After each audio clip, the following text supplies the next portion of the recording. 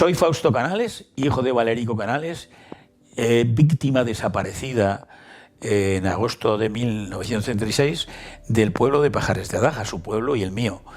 Yo tenía 2 años cuando desapareció una partida de falangistas.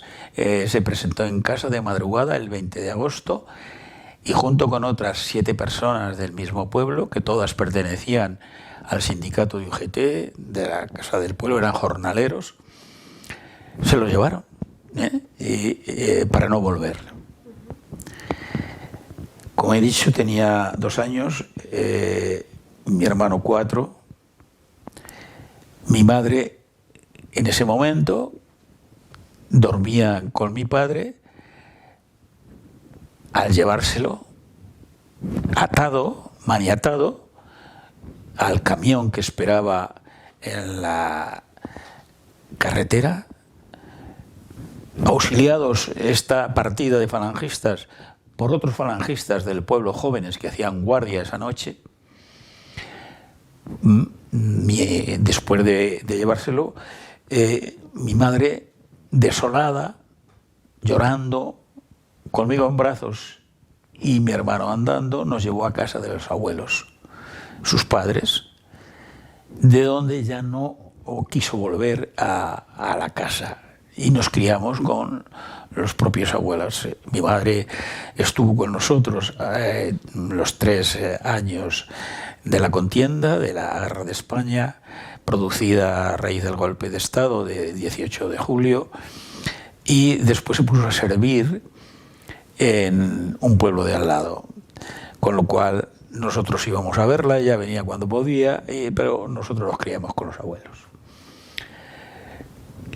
Las 7 personas del pueblo que con mi padre formaron esa saca, les llevaron a 30 kilómetros del pueblo y allí en una cuneta les mataron. Todas estas cuestiones las he sabido por mis abuelos cuando yo he tenido uso de razón, porque tenía 2 años, ya digo, nací en 1934, de modo que yo cuando tuve uso de razón fui consciente de lo que tenía que hacer. Es decir, a mí se me contó por parte de mis abuelos lo que había ocurrido, y eso ha constituido para mí como una guía para mi vida, en mis actuaciones y en mi profesión y en mi actividad. La guía fue mi padre. Mi madre, yo le preguntaba que cómo era mi padre, porque no soy consciente de haber recibido caricias ni abrazos suyos. Y pues me decía que era una persona muy buena, muy cariñosa, muy honesta, solidaria, etc. No pasaba de ahí. Si yo le preguntaba, pero bueno, ¿qué pasó? Se dedicaba a una actividad sindical, se ponía a llorar. Mi madre quedó tan absolutamente en fin, tocada psicológicamente, que le recordaba, pero no quería, quedó absolutamente inhabilitada para expresar lo que había ocurrido. Su respuesta era un baño de lágrimas. Pero mis abuelos sí que realmente me contaron, sobre todo mi abuelo, Rafael, sí que sabía lo que había ocurrido. Quedó también bastante afectado porque él, cuando llegamos nosotros, nos explicaba qué había pasado. Intentó incluso salir y a medio camino, con amenazas de que volviera, él con el pretexto de llevarle la gorra porque se la había dejado, era un pretexto, pues tuvo que volver porque le amenazaron para que volviera a casa y tal. Y él se imaginó que estaba ya en el camión con los otros compañeros y que realmente no sabía qué iba a ocurrir. Pero yo, como os digo, desde entonces me prometí que alguna vez yo podía seguir el rastro de lo que había pasado con mi padre, la circunstancia, etc. Y durante todo el tiempo he estado pensando en eso, sin abandonar naturalmente mis obligaciones profesionales, etc. Tuve la ocasión de aprovechar un momento de concursar a una beca de estudios, y primero en Ávila y después en Madrid, y pude estudiar y pude formarme aquí en Madrid a la edad de 12 años. Salí del pueblo. Yo desarrollé mi profesión, soy ingeniero agrónomo, pero siempre he tenido en pensamiento el dedicarme, cuando tuviera ocasión, en luchar por averiguar qué había pasado y dónde estaban los restos de mi padre, porque siempre he tenido un vacío en mi corazón emocional, de no haber conocido a mi padre, ni haber sentido su cariño. Entonces, efectivamente, era muy difícil tener resultados de esta investigación mientras estaba ejerciendo mi profesión. Estuve en el campo 10 o 12 años, y después ya en Madrid,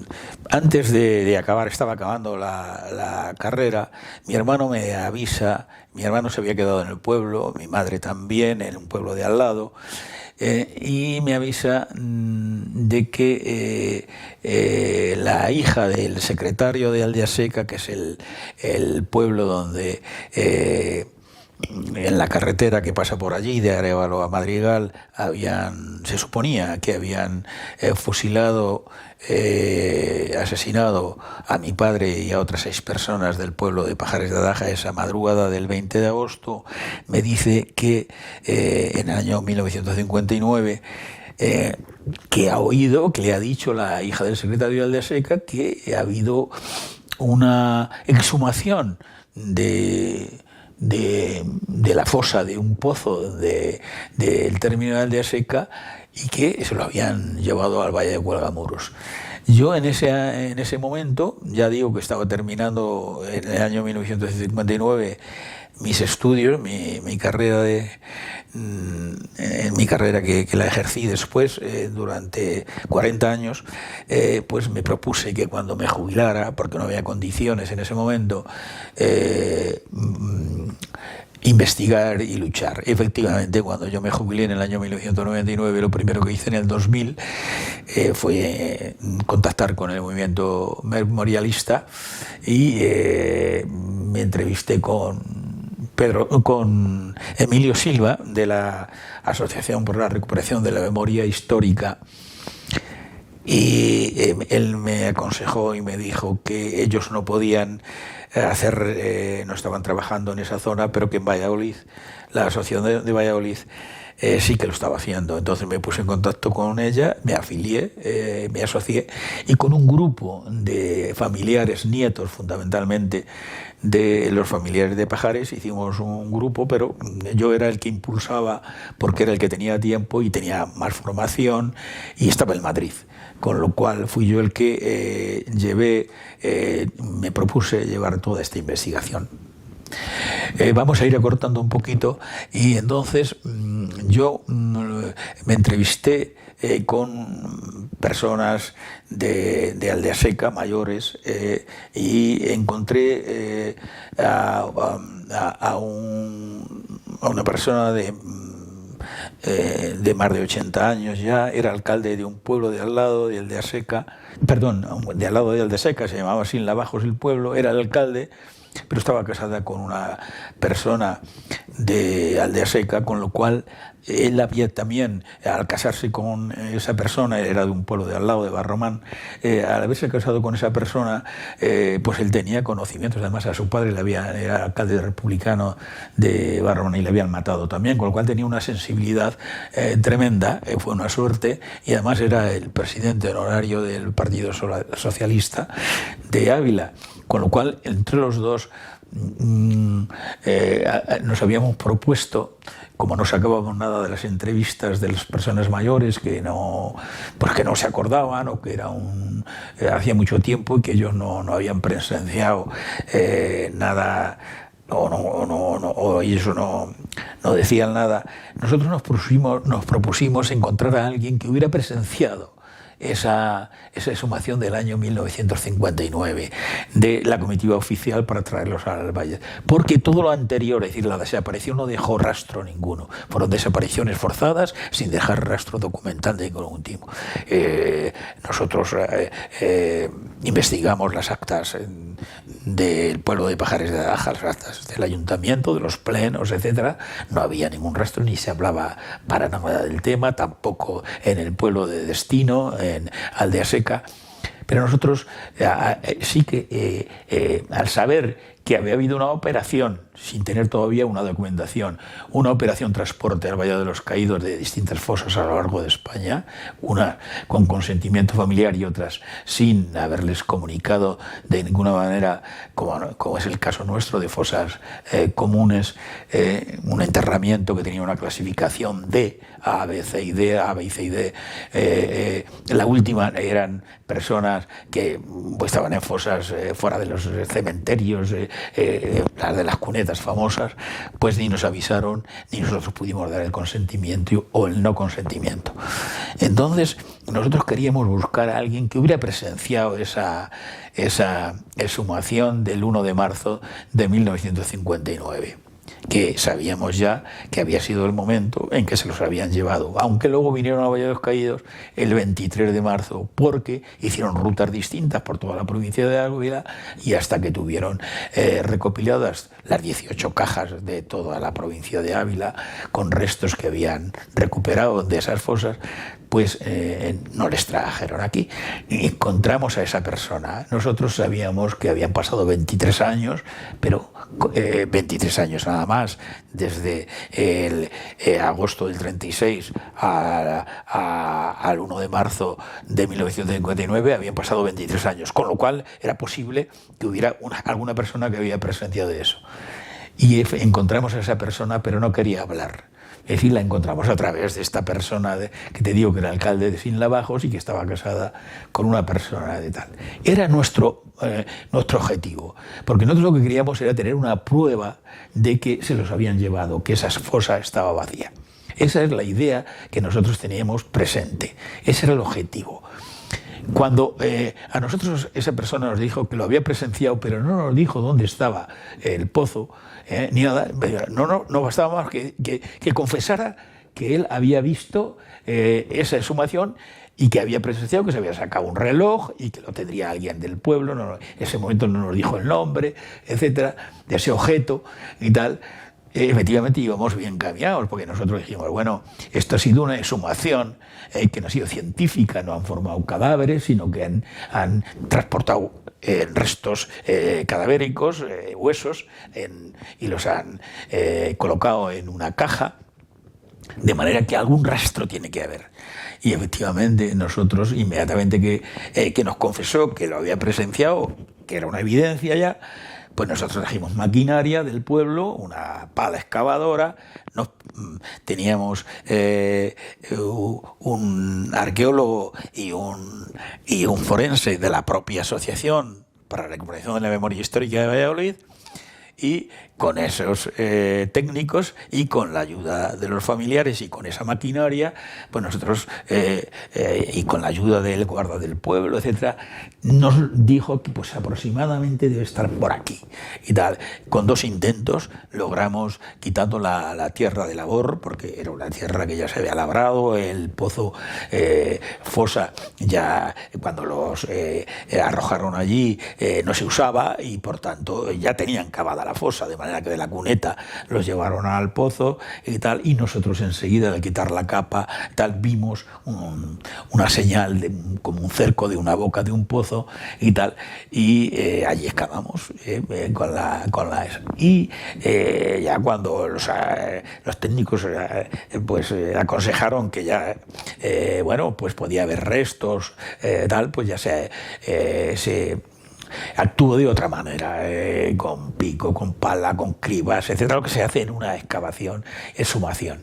Y encontramos allí pues hasta un dedal, porque una de las 7 personas era una mujer costurera del pueblo.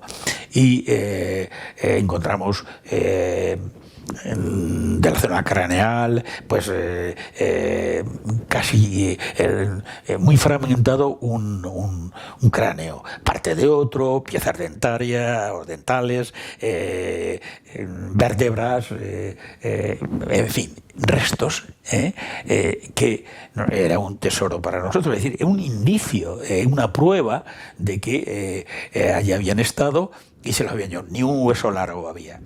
Entonces lo que hicimos fue, los técnicos se lo llevaron, los clasificaron en Valladolid, el forense hizo un informe, el arqueólogo otro, y los metimos en una urna allí y se quedó en Valladolid.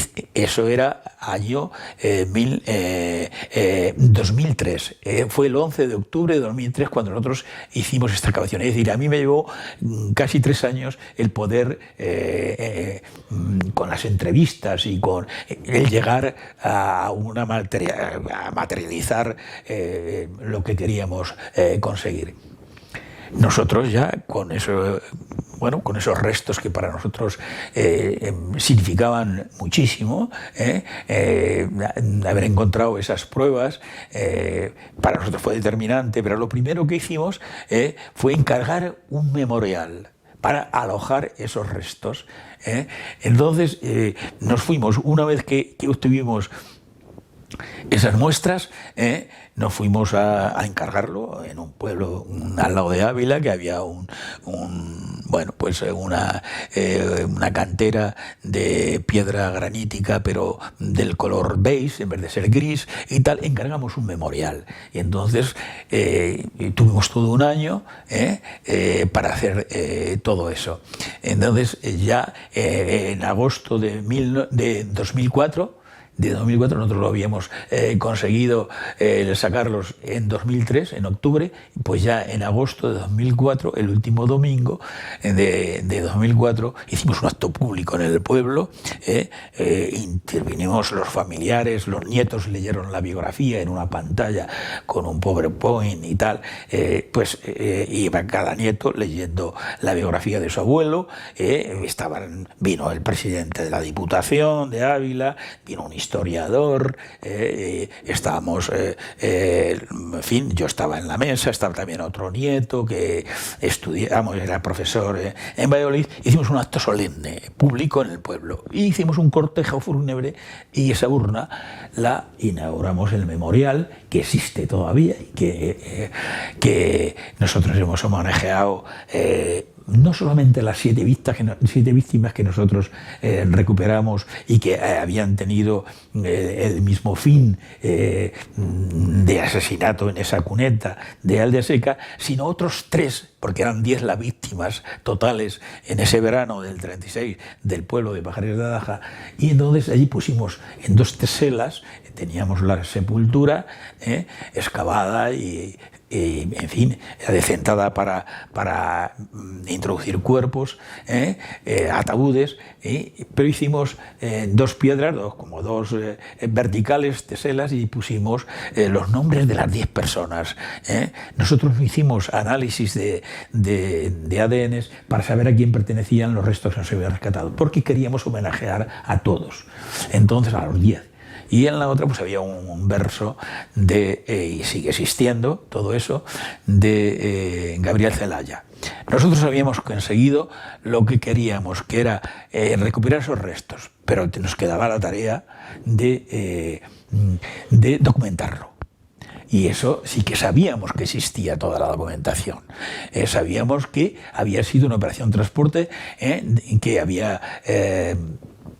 la había pergeñado el Ministerio de Gobernación en el año 1958. ¿Qué hicimos? Pues irnos inmediatamente 3 personas, una nieta y un nieto y yo, a la delegación del gobierno en Ávila, porque era la sede del gobierno civil, que era el que había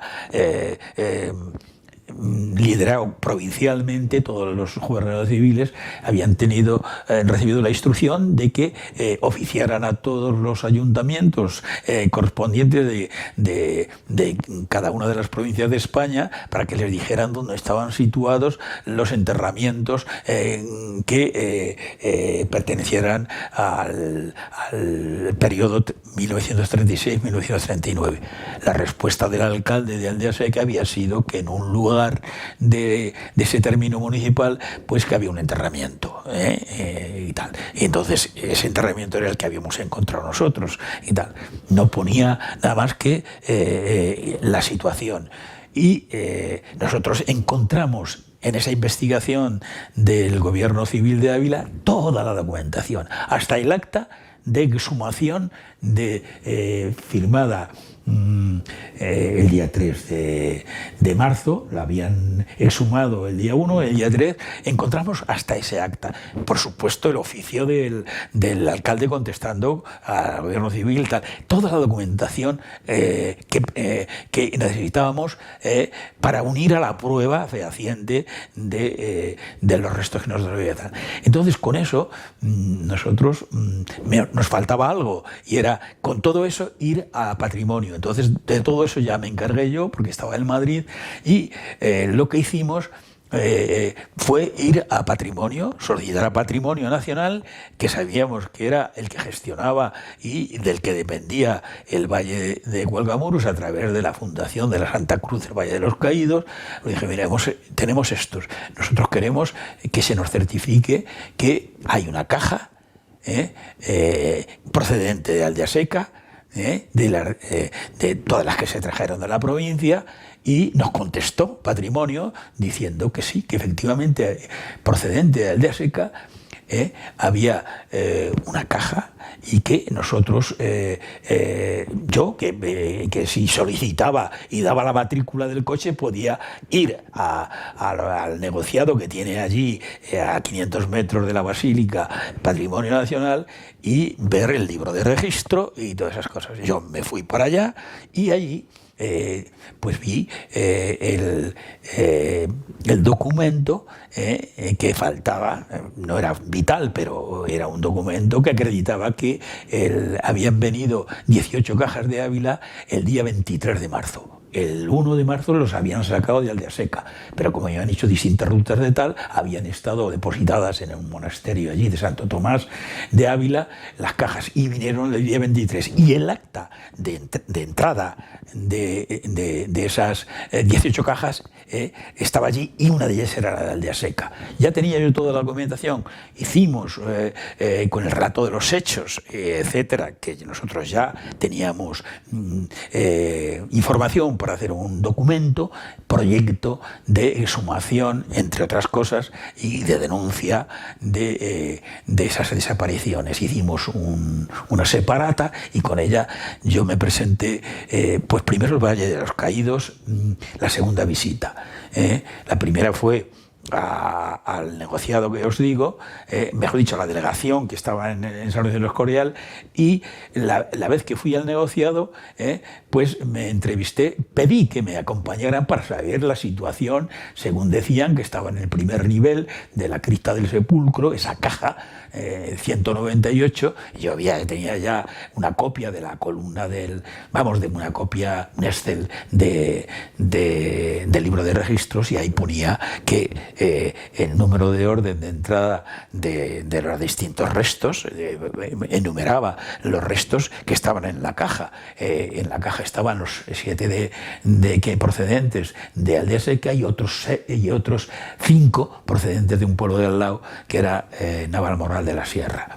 Entonces, ya con todo eso, eso se incorporó al proyecto, me fui con ello allí al prior. En aquel momento no era prior, era ni abad, era un fraile, porque no me acompañaron los funcionarios, porque me dijeron: mira, nuestra labor es facilitarte este libro de registro, contestar a las preguntas que tú tal, pero no sabemos nada de dónde está y cómo está el tema de los distintos niveles de esa cripta, etcétera. Digo, pero yo puedo ir y hablar con alguien. Dice, sí, ahí se dice por acuerdo de la época franquista con la orden benedictina, con los frailes que están allí, que gestionan, dicen todos los días una misa a las 11 y tal. Yo me fui por allá y me entrevisté con un benedictino que luego fue abad al año siguiente, que se llama Anselmo Álvarez Gómez, que además vive todavía, pero está jubilado, de los 20 que hay allí, pues uno de ellos es él. Y yo le convencí, porque dije lo que me pasaba, él dijo lo que le había pasado a él, que en fin, como se alarga esto, no voy a contar lo que me dijo, pero él también tenía a su padre allí en pero no en la misma circunstancia. Su padre le habían asesinado en la retaguardia republicana porque era lechero, tenía una explotación de ganado allí en la Plaza de España, y servía a las monjas en un monasterio. En fin, él me contó su historia, y tenía incluso una hermana que en los bombardeos del ejército rebelde había muerto en Madrid. Entonces, su historia me la contó, pero yo le conté la mía, y él pues accedió a decirme más o menos en dónde estaba los restos de mi padre. Detrás de ascendimos al primer nivel de la escalera principal, al primer rellano, y dice, pues aquí detrás están las criptas. O sea, la cripta del sepulcro está aquí detrás, está forrada primero con una pared de resilla de ladrillo, pero luego todo está forrado de tal. Y nada, ya con eso me fui. No pudimos ver más, claro, porque corría el año 2004, que fue cuando yo le fui a ver en abril. Pero yo inmediatamente, con todo ese proyecto, me fui a la comisión que había formado el gobierno de Zapatero. Había nombrado una comisión para estudiar todo el tema del Valle de los Caídos y su posible resignificación, etcétera y tal. Entonces yo, más que todo eso, lo que estaban en ese momento era con los borradores de la Ley de Memoria Histórica. Entonces yo digo, esta es una ocasión para yo entrevistarme con esa comisión y ver si en su articulado pueden la ley contemplar un apartado que diga que los familiares que demuestren que tienen a sus víctimas ahí en el Valle de Huelgamuros, entonces era el Valle de los Caídos, pues que pudieran por ley tener derecho a sacarlos. Y hubo muchas discusiones. Efectivamente lo llevaba una de las formaciones políticas, Izquierda Unida, recuerdo que lo pretendía, pero al final no salió. El PSOE no quiso meter un apartado del artículo correspondiente al Valle de los Caídos que propugnara eso, ¿no? Y entonces no salió.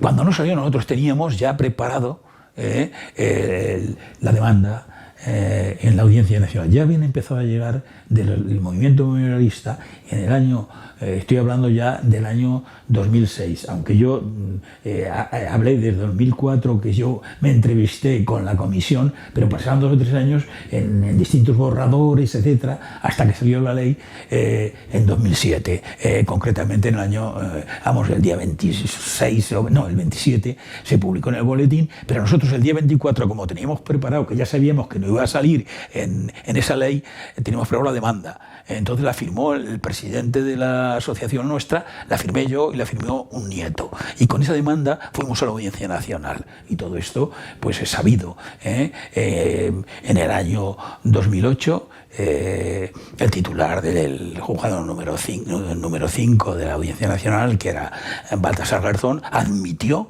el poder investigar en todas estas desapariciones forzadas.